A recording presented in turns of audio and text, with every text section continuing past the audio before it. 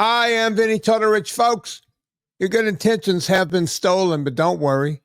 I'm here to help you get them back. You may be soft and succulent at the beginning of this process, but hang in there. Before long, you will be lean and mean, guaranteed. It's the Friday show. You know what that means? Well, we do two things on Friday now. We'll do the call-in show where people call with their problems, their wants, their needs, and sometimes success stories. But the original reason for this show was to bring luminaries on, to bring doctors on, to talk about what's going on out there in the world, because sometimes it seems like there's a big disconnect between the patient and the doctor. And sometimes we don't know what they're talking about and they have no idea what we're talking about. And it's no one's fault except, I think, the system. And this guy's been on the show before. I want to go ahead and brag and say, but he could tell us when he comes on. I think my podcast might have been the first podcast he was on. I could be wrong about that, but someone told me years ago, you got to have this guy on, and he's great. Turns out we had a lot in common, and I feel like he's a friend that I'll never get to see. I'm talking about the wonderful Dr. Tony Hampton. How you doing, Tony? I'm doing wonderful, and I'll confirm that, yes, I think your platform was the first that kind of introduced me to the low carb space. And when you're living in your little bubble, you don't realize that there are other people living out there who think like you think, or who have learned to think differently. So it was nice to have a guy like you to kind of introduce me, make me feel comfortable, and just have the courage to spread this message. I thought when I started, it would be a lot of people like myself, a lot of people sharing this message. Unfortunately, it seems like when I go to conferences, I see the same faces. I see the same influencers, doctors, researchers, and I'm thinking we have a lot of work to do. So it's really a passion of mine to help be part of that community. So happy to be here, happy to spread my message and share my voice. So thanks, Vinnie. Tony, we shared a space about, I want to say about a year ago. We were all in DC, and and like you said, the same faces. Yeah. I felt like it was every doctor who's ever been in one of my documentaries or on my podcast, right, was who spoke. Down to Nina Teicholz being kind of the moderator of the event. That's right. And Nina was there. Eric Westman was there. Georgia Ede was there. You were there. Right. I was there. It was like I looked around and went, "Oh, it's my podcast, except we're all doing a rah-rah here in Washington, D.C." That's right. And it was actually the first time you and I met in person. And I got a picture of the two of us together. And when I got home, I was showing my wife, and she goes, "Who's this guy?" I said, "Honey, that's Dr. Hampton. He was in," and she goes, "Oh my God, he's so good looking." She goes, "Oh my God." And then she says to me, "Why couldn't you dress up?" I thought it was a rally, right? They said rally, roll up your sleeves, go on stage, yell rah-rah for a few minutes. And then, Tony and everybody else gets all dressed up. And I was like, I looked like I was getting ready to go plow a field. But we all had a great time. Tony, and I want you to speak to this. After that event, I had to stay in DC that night because I had a doctor's appointment the next morning. Mm-hmm. And they said, "Hey, there's a speaker's dinner." I don't think you were at the speaker. Were you at the speaker's dinner? I wasn't at the speaker's dinner. It was an in and out for me. Yep. I left the same day. Yeah. So I went there, and several of the people showed up. So I was sitting at the table with people I knew, Nina and Georgia's wife, and just a few other people. And it turns out that the woman who put on the event was sitting at that table, and the guy, the financial backer, and I can't remember the guy's name right now, but this guy had cured himself by going low carb. He almost died. Literally, the guy almost died. Wow. clean themselves up. That's why he's so interested in this approach, just eating right, not just low carb, but not eating chemically laced foods and what have you, and the whole thing. And at some point during dinner, he turned to me in front of the whole table and he goes, "You seem to, you have these documentaries, the podcast, the whole thing. Where are we on this? What's going on?" And I said, Nina and I talk about this privately all the time. We've been yelling into mics and into cameras and going to these conferences for, at this point, 12, 15 years. Mm-hmm. And I'm here to tell you, we are nowhere. Right. We are nowhere. And he goes, "What do you mean? All these people and this and that." I went, "Yeah, the people who find us when we're not being either canceled or shadow banned or whatever else the media online is doing to us." And I said, "I hate to sound like that guy, but we're being shadow banned and we have a lot of problems and they're not letting our word get out there." Big food is stopping us. That's right. Big pharma is stopping us. You think Ozempic wants us telling people you can lose weight without taking Ozempic? You think that? So I'm telling him all of this. And he said to me, he goes, "What do you see that could possibly change this?" And I said, "I don't care who wins the election." It was, as you remember, it was right before the presidential election. I said, "I don't care who wins, Kamala, but Trump, I don't care who wins. Whoever wins, we need to get RFK Jr. in there." And I said, "I know he's a lightning rod. I know he's hated. And I know me saying this on this podcast is going to make people click it right off." That's right. Absolutely. But hear me out. I said, at least we have someone who's in there trying something and not just kowtowing to the pharma and the big food and everything else. Right. That's right. That's where I want to kick this off. Where are you on that, Tony? It's a great foundational question and thing to think about. And for me, one of the things I had to do, a lot of people from the African American community lean left because of that's just what it has become over the last several years. I have learned to lean independent, and I've learned to lean based on policy. That way, if Marjorie Taylor Greene says something I agree with, I can agree with her. Right. And if she says something I disagree with, I can, do the same thing. So number one, I think everybody should learn to be policy focused. And what that does is, whether you're left or right leaning, you can then hear something from someone that makes sense and then say, "You know what? I will stand next to a podium with you on this particular issue."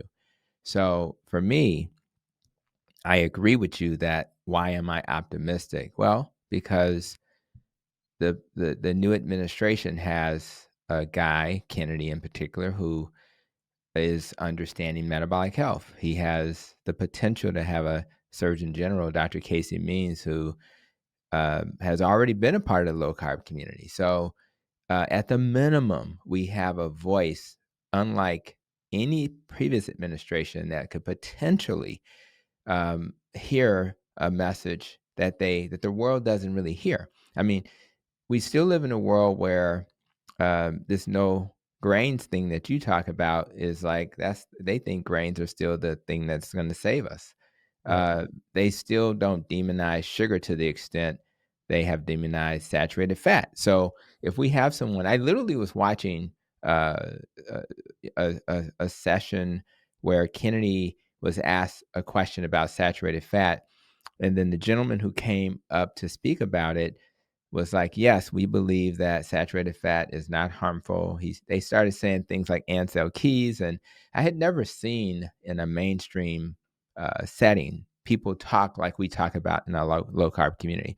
So now, having said that, what I really want to say about this part of our conversation is most people in the low carb community, keto carnivore community, felt like they had to leave their conventional setting, if they're a doctor, to do the work we do. I made a conscious decision that I'm going to try to stay in this health system and try to make it better. And what I did years ago is, as a medical director for what we call the Advocate, I work for Advocate Health. It's in 6 states now. At the time, it was just in Illinois. And we started the Advocate Operating System, which is a way to improve care more efficiently.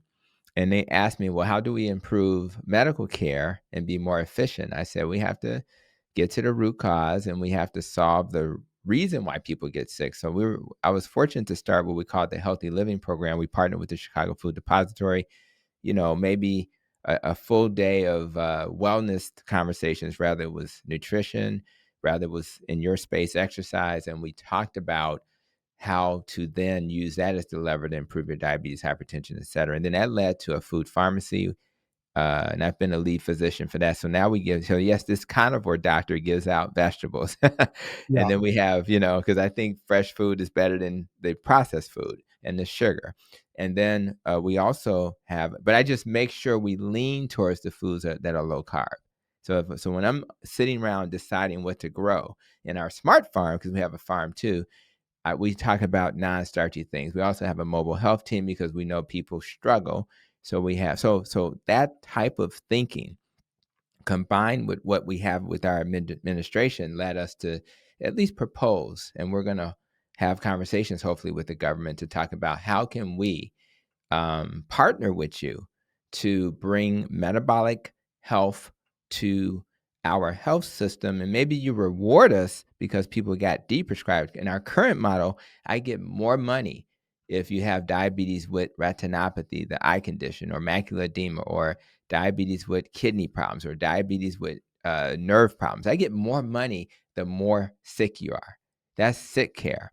I want to be in a health system where when I take you off medicine and deprescribe, I get more money. I get rewarded for reducing the cost of care. So we're asking the administration, can we live in a world where we're rewarded for that? And then that'll align with the Kennedy message that food is medicine, which is what I believe. And that's why I'm optimistic. Now, again, we don't have to talk about vaccines. We don't have to talk about Tylenol. Let's just focus on what we 100% agree with. Do we need to take dyes out of our food? Absolutely. Do we need to not have processed food in our school lunch program and our military? Absolutely. So let's do those things. And then we can have a conversation about do we have the science to support other things that we bring up? And I want to say this out loud. A lot of the things that Kennedy brings out, he may not present it in a way that will resonate with the mainstream, assuming the mainstream wants to hear him at all. But there's always some truth in all of the things he says. It's just, is it proven at the level of randomized controlled trials? And that's where people get a little nervous. But I think that we're going to get there, because my impression is that they're going to move forward with this type of approach, metabolic health. And then we have the people like yourself and myself and others who understand it. We just got to get those people in front of the public and then frame things through a lens that's more palatable.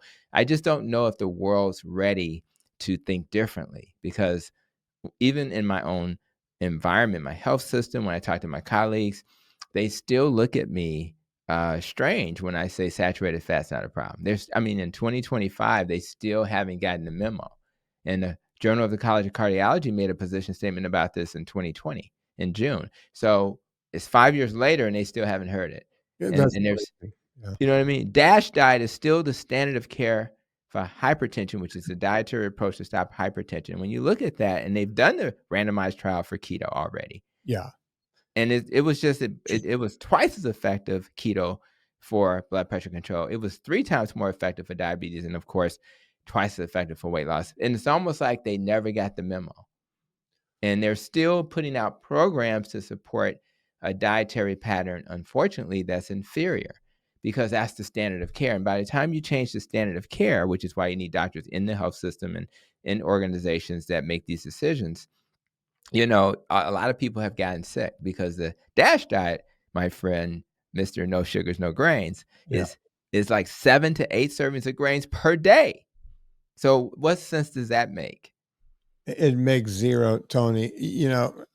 I might have told you this story before. I can't remember.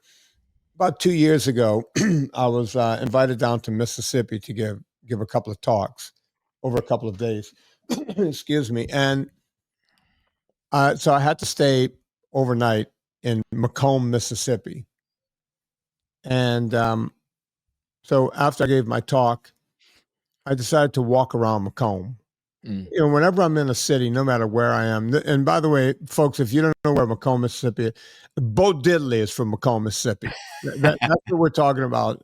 And so I'm walking around trying to see what the locals do and everything else. And it was a largely Black community, from what I can tell. I also grew up in Louisiana, one state over, and pretty much 80% Black community, Donaldsonville, mostly Black people.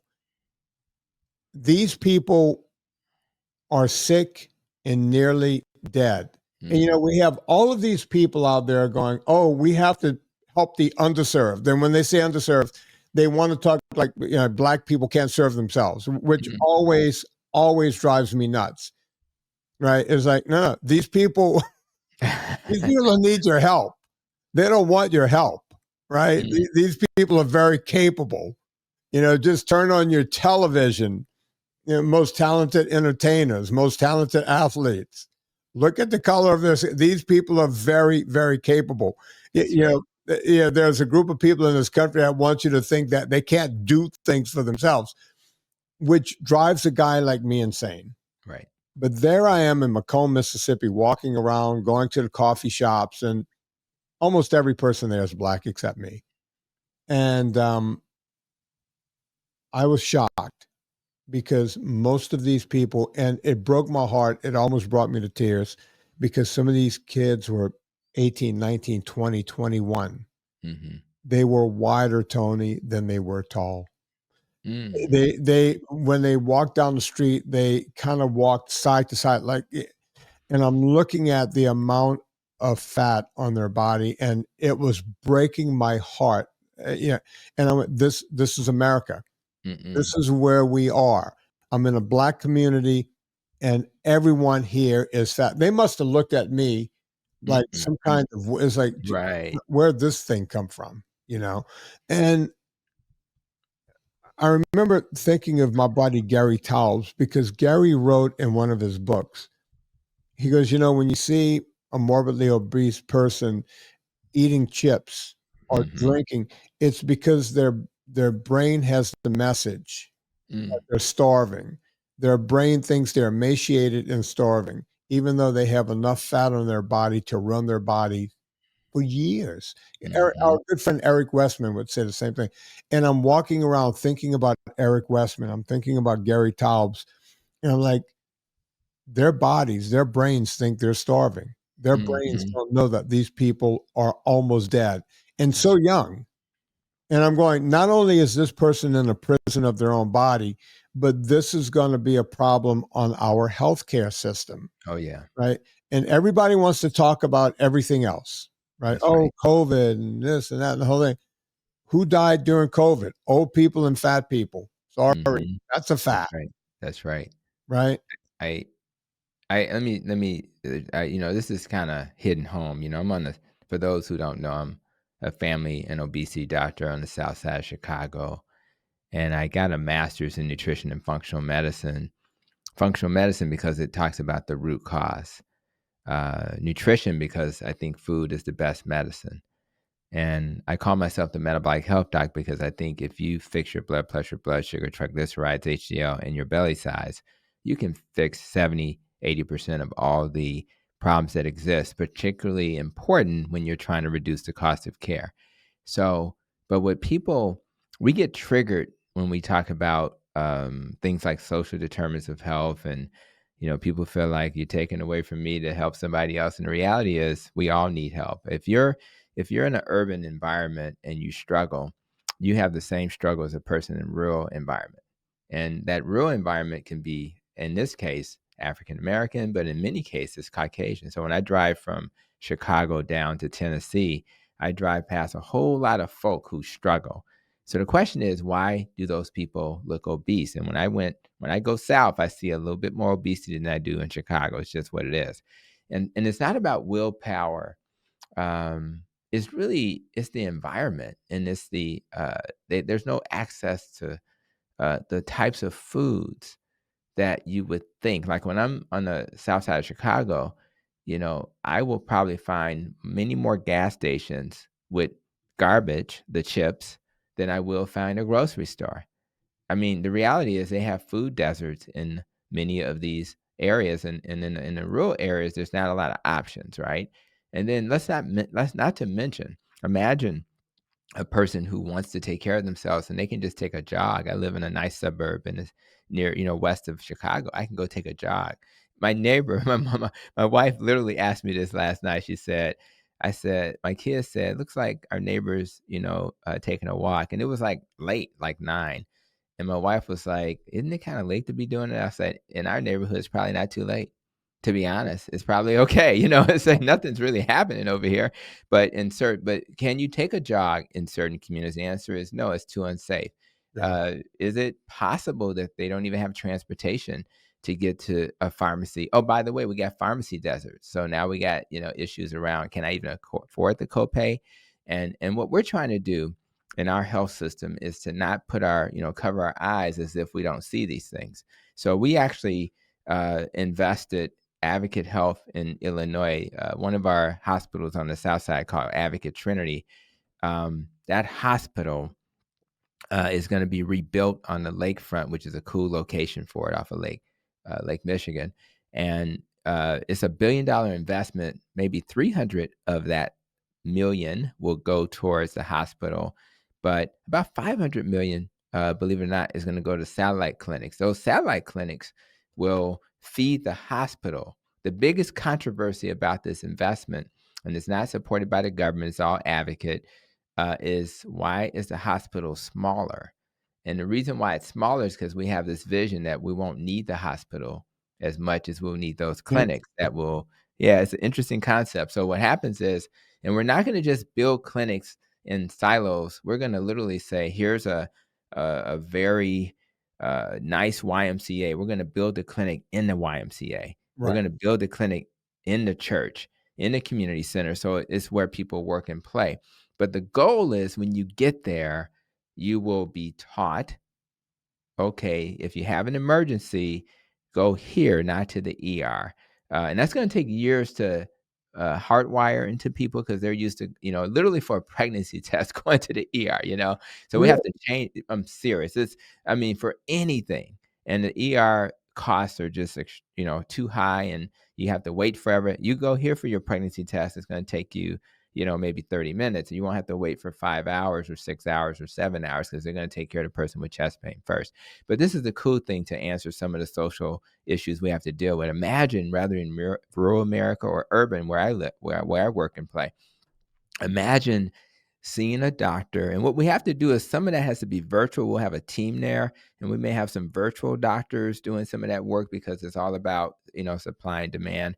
And then imagine you live in a food desert and instead of having to go to the pharmacy, worried about transportation, worried about even a pharmacy being near your home, how about if we have essentially a kiosk, a vending machine that has the drugs there? The most commonly prescribed drugs are in the machine.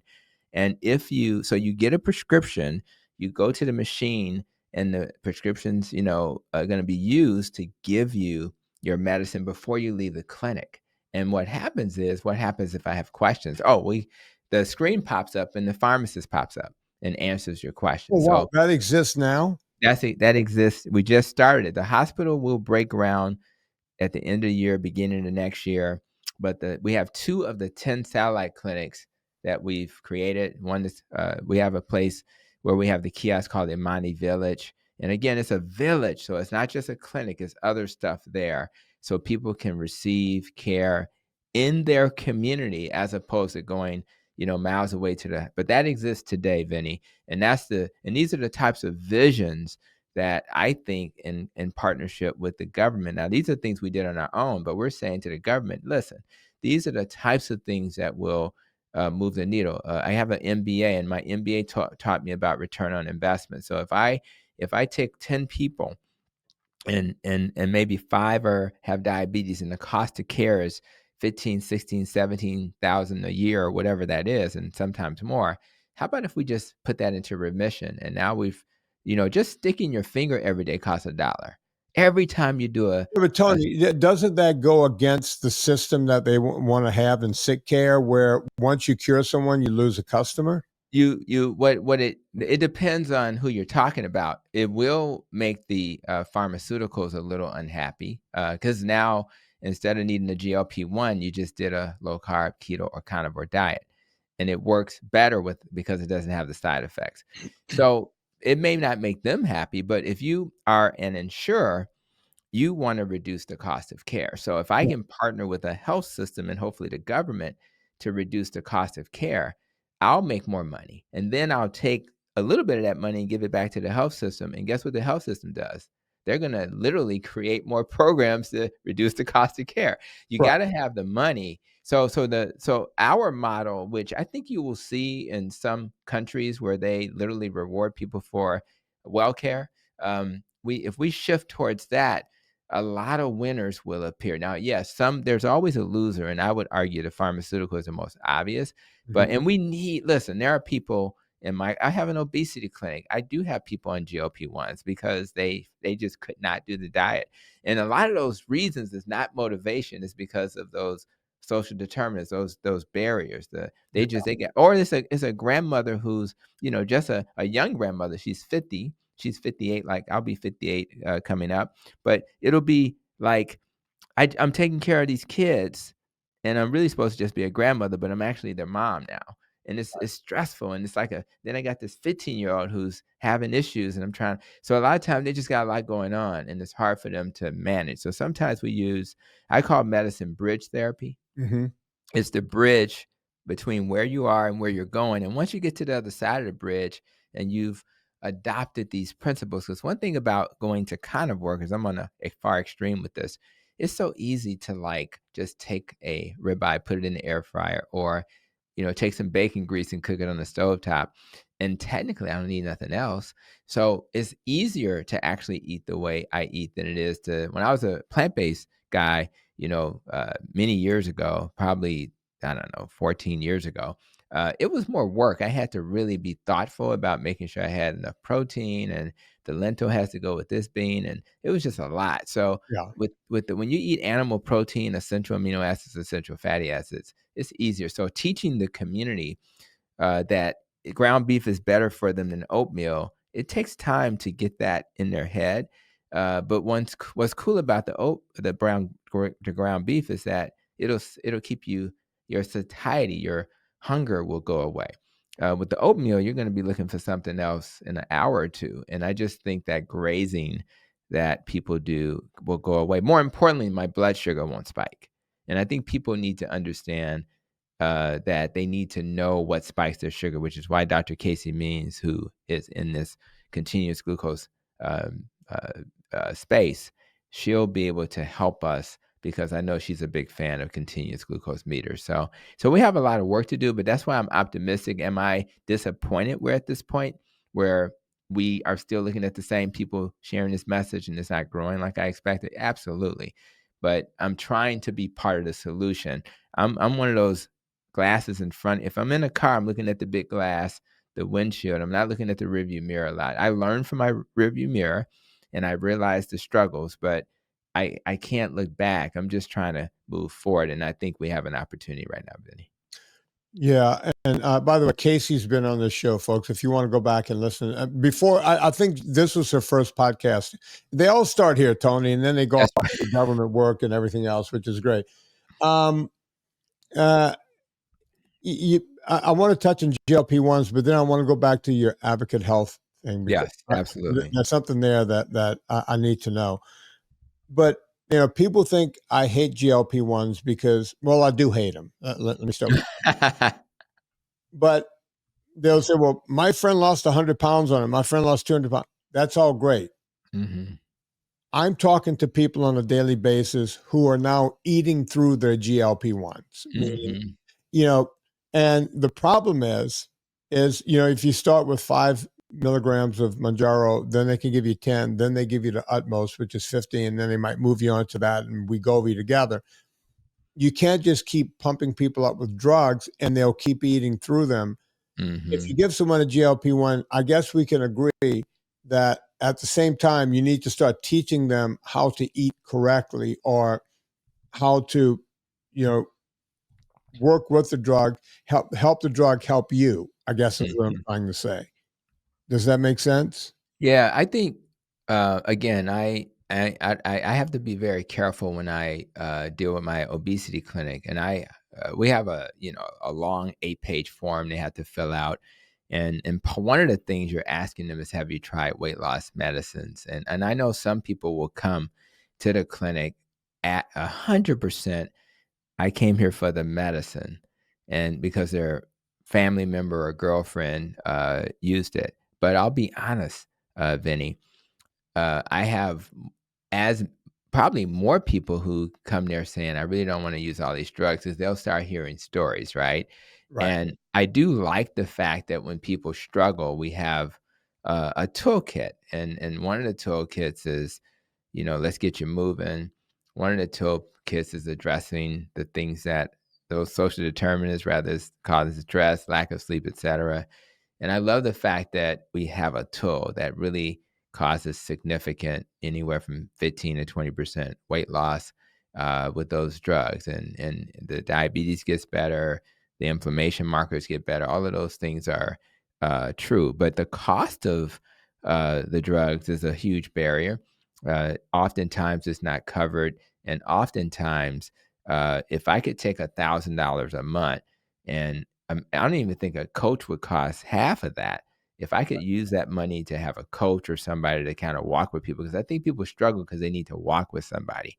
Right. And then if I have that approach with diet plus the coaching, then I can I don't have to worry about the diarrhea, the nausea, the I've had 2 people have gastric obstructions because it slows gastric emptying. Literally had to have surgery because of these medications. You're going to lose muscle. And if you lose that muscle, half the weight loss is going to muscle loss, not just fat loss. And when you lose that muscle and you gain it back, because 80% regain the weight back, Right. you don't get the muscle back. So it's just crazy. So I just think we have other ways of helping people. We don't demonize people who find that they have to use it, but we never make that the first option. The problem in conventional medicine is medicine centric. So if I'm in my clinic being thoughtful, knowing all the side effects at the top of my just right there in my brain, my colleagues don't necessarily understand that food is medicine. So they will literally just like they give out statins, they will see a person in front of them and they'll say, you need to be on a GLP-1. And they rarely even talk about the side effects. They just give it to them. And that's because they've seen some success with it. But what they haven't seen, and I've seen more of the negative effects because I see a lot of patients for this.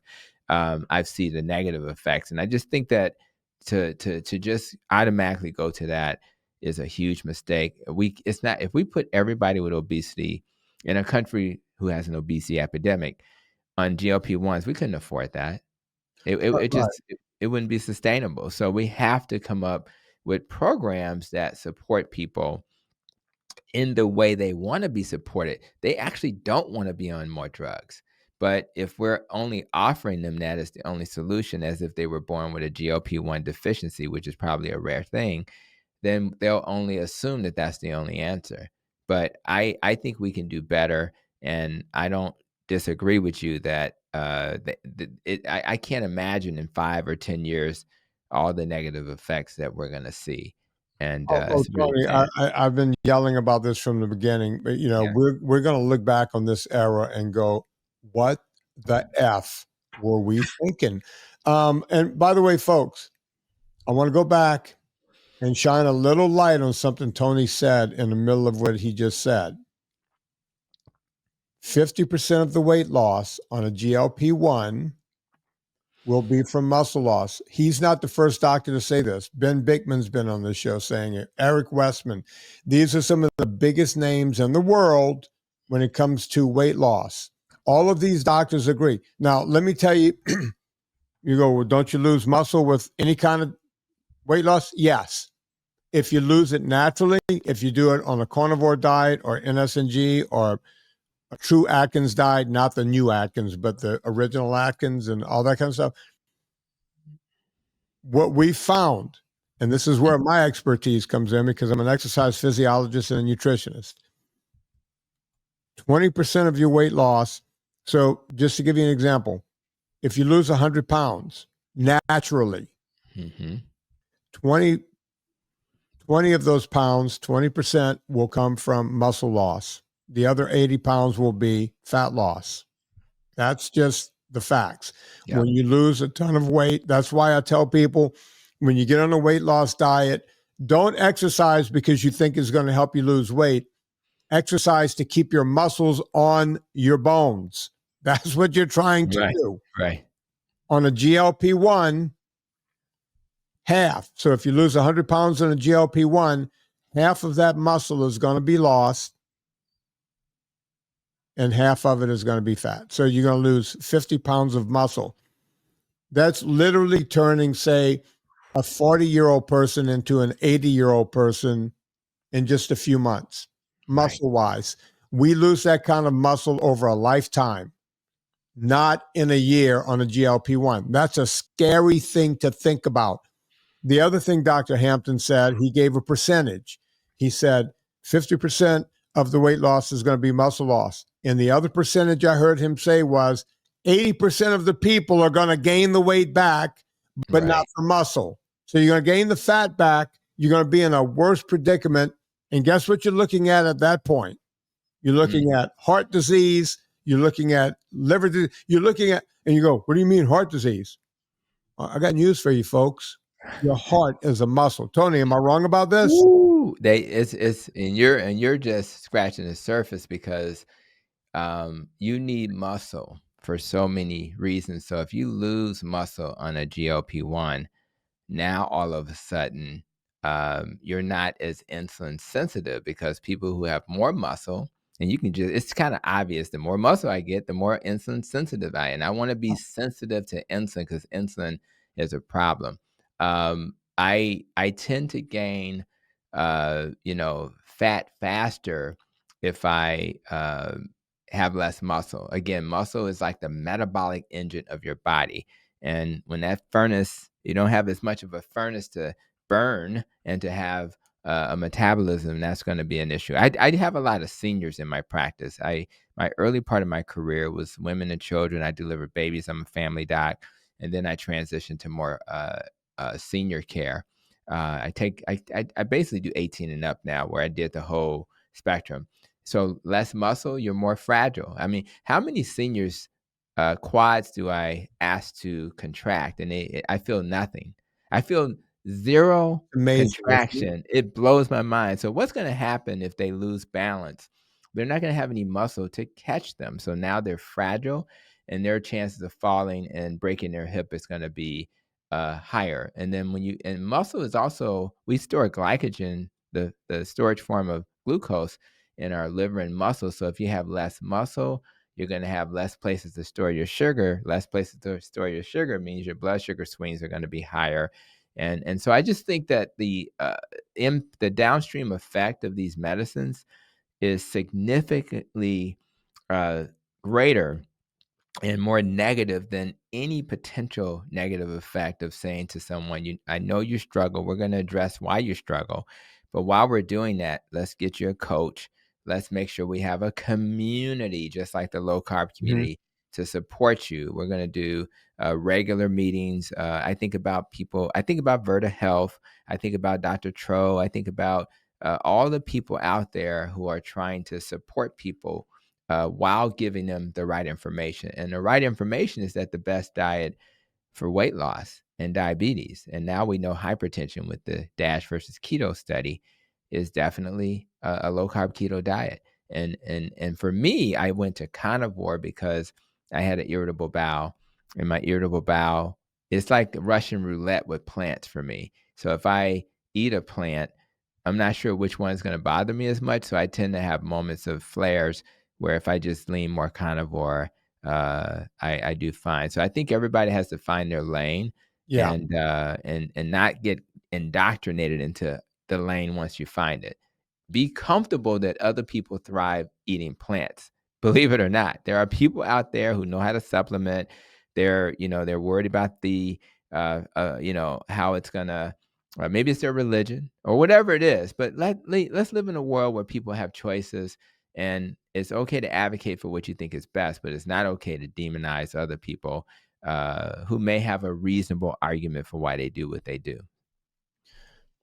Folks, we're going to take a quick break here and talk about olive oil. Olive oil is something I think both me and Dr. Hampton can agree on wholeheartedly.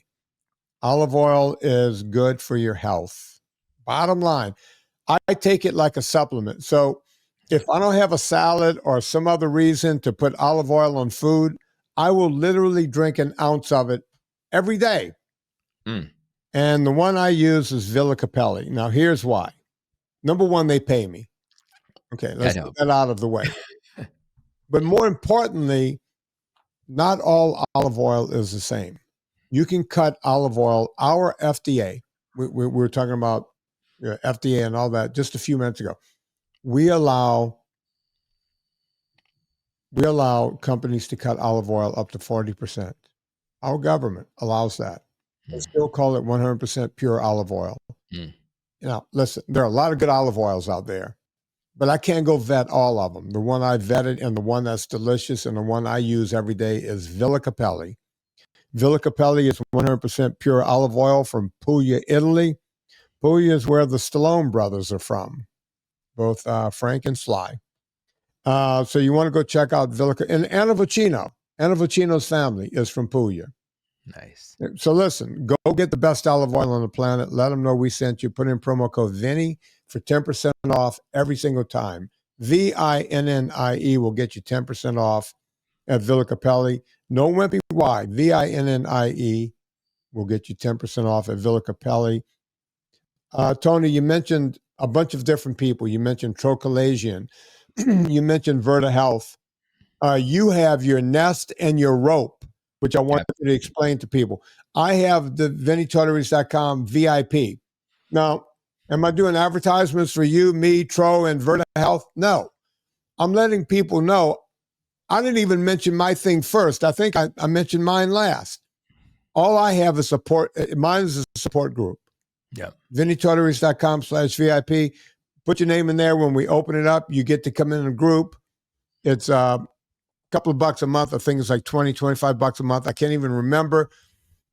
But you come in, it's a support group. And every 2 weeks, we have a meeting. And everyone can come in. You can ask questions. I'm there. You can ask me questions. We bring guests on. You can ask the guest a question. Tro, what's Tro's thing called? Tony, do we know? Do you remember? What is Tro's? Let me think. I should know that. We'll look it up before the end. We'll look it up. We'll look it up. Tony's going to look it up. Tony also has a thing. Tony's the king of the acronym. He's got ROPE, ROPE, and Nest, which he's going to tell you guys about because it's worth it to hear this and go check it out. And then we got Verta Health. Verta Health is two of the forefathers of this whole movement. You know, Dr. Finney and Dr. Volek. That's Finney and Volek over at Verta Health. That's right. Also, Tim Noakes, Dr. Tim Noakes. Awesome. We're all out there offering ways to do this stuff without drugs. Tony, what's Tro's thing called? It's they changed the name. It was Dr. Tro's Medical Weight Loss, but now it's Toward Health, TOWARD. Yeah, that's right. Towards Health. Toward. Yeah, they changed it recently, and they do a remarkable job. Yeah, he's got coaches. You can get medical advice from Tro. He's got a whole setup. I want to say Tro can do medicine in like 46 or maybe 45 of the 50 states. That's Not right. many doctors do that. That's right. So, folks, there's a lot of help out there. Tony, let's go back. I want to go back to your Advocate Health thing that you were talking about. Absolutely. You guys are you said 6 states or in 6 clinics? Yeah, it's Illinois, was Advocate, Wisconsin was Aurora. So we were Advocate Aurora for a while, and then when we joined Atrium, and that's in South Carolina, North and South Carolina, Georgia, Alabama. So we're now all Advocate. Although I think in those markets you'll still see Atrium, you'll still see Aurora, but we're all under that umbrella.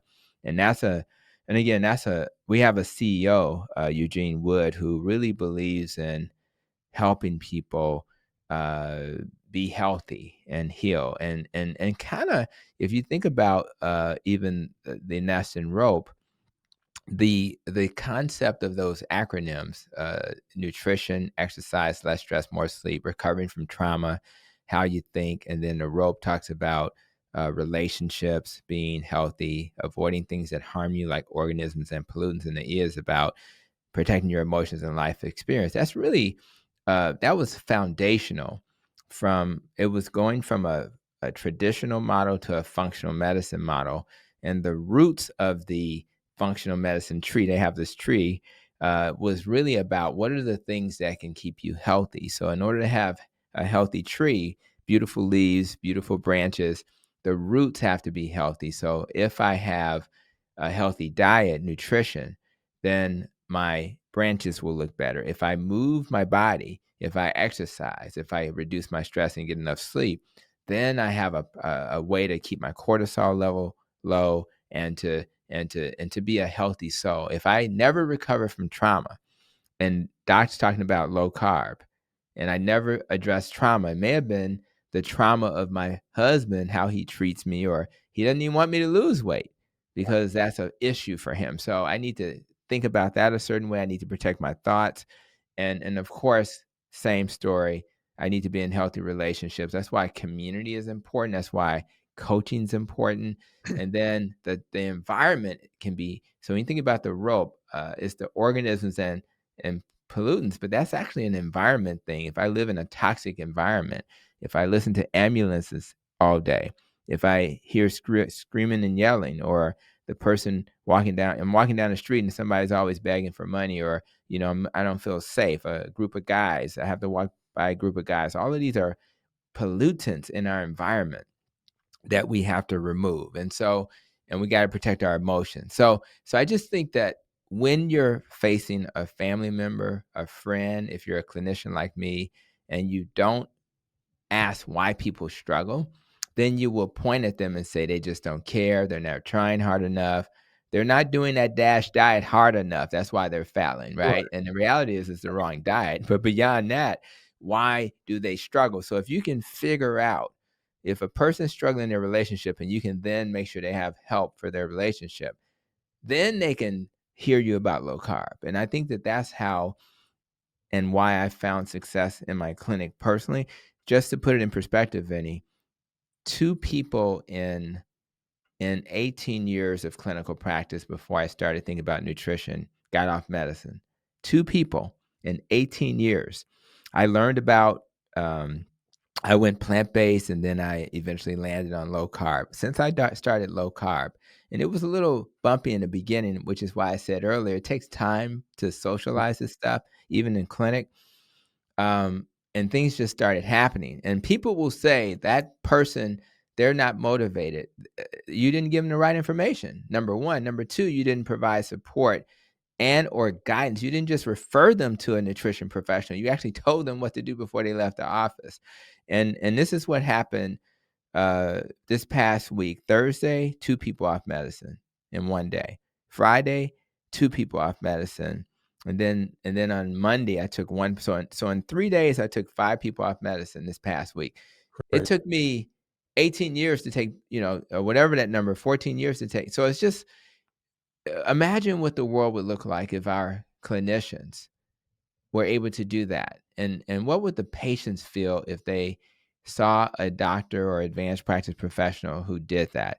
How would they perceive that doctor? Not let alone how would they perceive the health system? Oh, even better, how would they perceive the country if we lived in a country where we actually help people get off medicines and heal? It would change the entire paradigm. And that's exactly what I'm hoping to do in my health system. And I'll keep doing it on YouTube, with the podcast, and elsewhere. I just think this is what we should be trying to help our fellow brothers and sisters. And if we can do it with the fork, then we won. Yeah, I've often said on the show, people ask me, they say, why are you so passionate about this? And well, a lot of my passion comes from my own family members. I have my younger brother on the show quite often. The guy I was a D1 football player. He was better than me, way better. He decided not to go on. Girlfriend got pregnant and the whole thing, decided to raise his kid, not go to college, what have you. He's a great guy. But, we both have exactly the same frame. At 63 years old, I weigh 175 pounds. At 54, 55 years old, he weighs 300 plus pounds. Wow. And he's been like that most of his life. And he's addicted to food. I whenever I go down to Louisiana, I stay with him. Right. And so I get to see what he eats. Right. And what he does. Right. And it breaks my heart because I can't get to him. I have a sister-in-law the same way, just morbidly obese.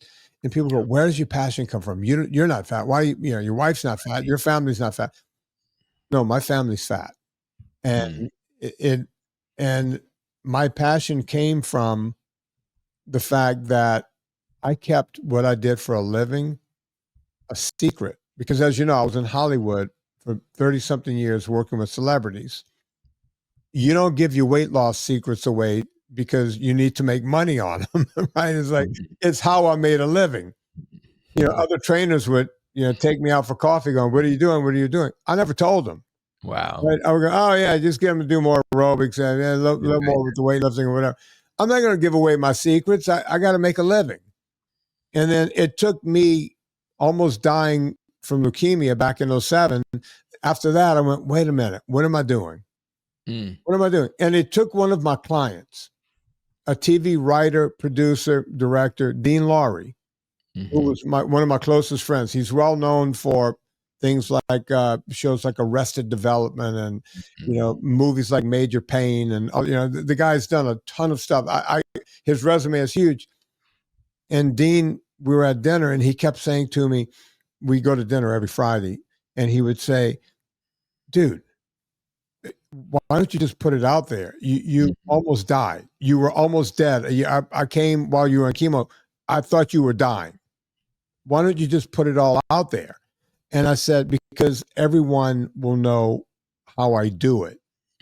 But then I started thinking about it. It's like, you know what? I made this promise while I was dying. When you're dying and you just start going, if I live, I'm going to be a different person.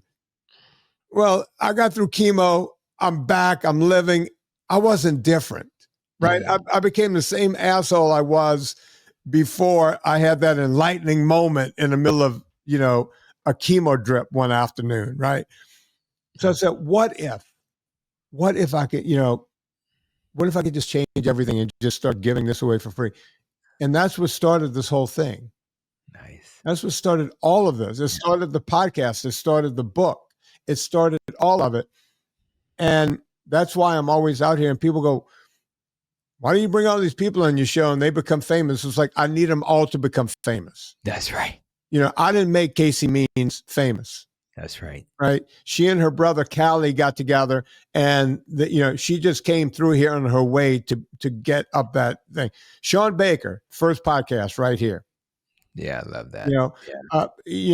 I think Eric Westman, as a matter of fact, Eric Westman told me after we did Fata Documentary, in fact, as you know, Fata Documentary became this huge thing. Oh, yeah. And Eric called me.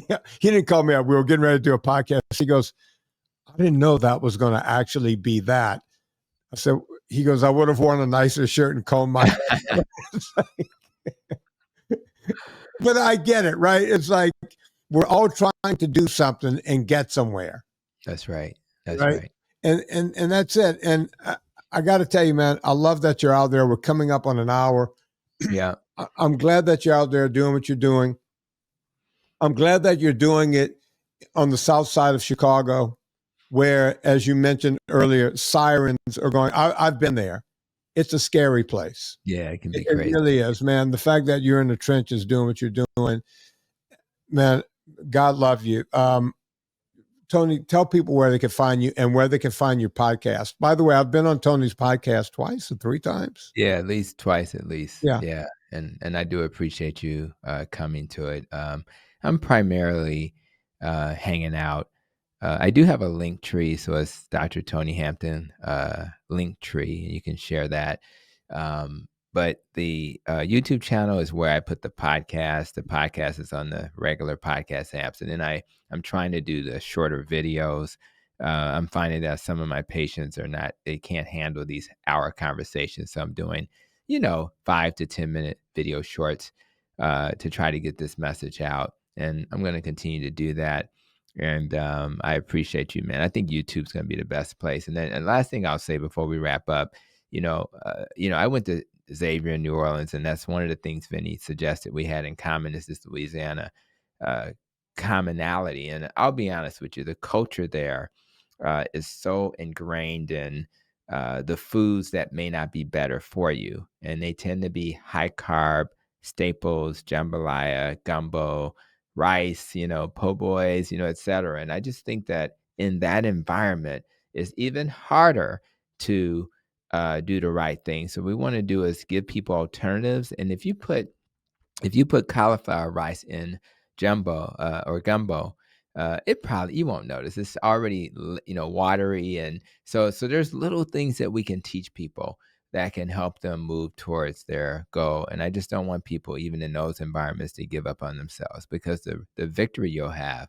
will really just add to your life, so your health span can start to match your lifespan. So Vinnie, thanks again.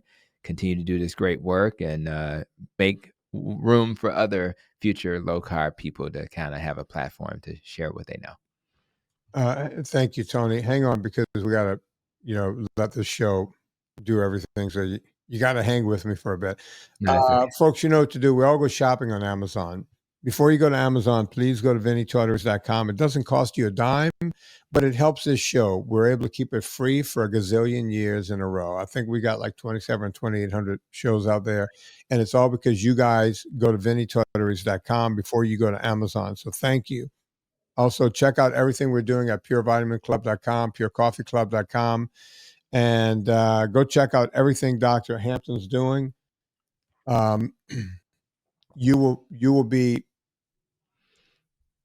You're doing yourself a favor by doing that, is what I'm trying to say. So on behalf of Tony Hampton, my name is Vinnie Tortorich. Put life into living. And let's do it with this guy, since we were talking about him doing the show, Mr. Bo Diddley.